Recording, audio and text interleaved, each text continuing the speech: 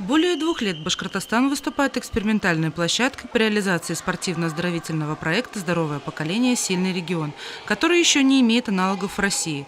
Программа направлена на раннее выявление спортивно одаренных детей, закрепление основ здорового образа жизни, формирование городского спортивного резерва.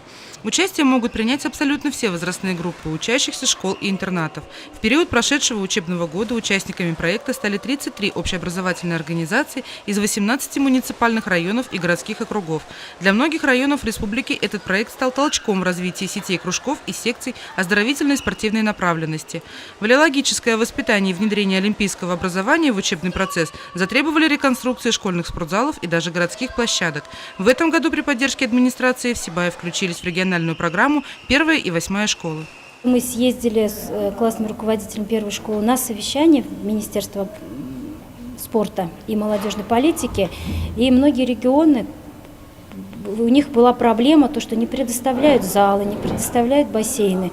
У нас в городе как-то все это получилось слаженно, быстро, оперативно. Мы начали занятия уже с 10 сентября.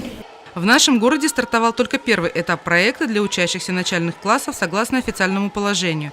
Детей знакомят с общими понятиями здоровья, сбережения, физической культуры и основами гигиены. Программа интегрируется с образовательным процессом, но в нашем городе проект реализуют в рамках дополнительного образования в виде добровольных посещений занятий в детской спортивной школе и в бассейне.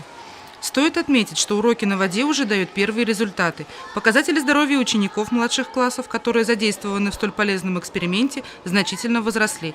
Дети с удовольствием учатся задерживать дыхание, нырять и держаться на воде. Они делятся таким впечатлением, что они приходят в школу, у них, конечно же, первый вопрос: а занятие спортом будет? Вот, у них это как бы стоит, даже им очень интересно, они ждут этих занятий и не отказываются от них. Идут с удовольствием. По программе предусмотрено, вот мы уже в пятницу 2 первых класса сдали первые нормативы ГТО. Теперь мы их будем сдавать еще в январе и в конце учебного года.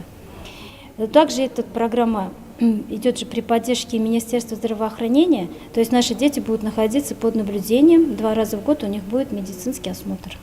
2-й и 3-й этапы программы включают в себя узкую спортивную специализацию учеников старших и средних классов, подготовку к службе в армии, а также работу с совершенствованием спортивного мастерства. Для этого в школах будут формировать спортклассы и снабжать нужным инвентарем и методическими материалами. Проект «Здоровое поколение. Сильный регион» реализуется вплоть до 2027 года, который охватит несовершеннолетних граждан всех медицинских групп здоровья, а также детей с ограниченными возможностями. Екатерина Марочкина, Радмир Исингулов, Гульгина Раскильдина, телекомпания СТВ.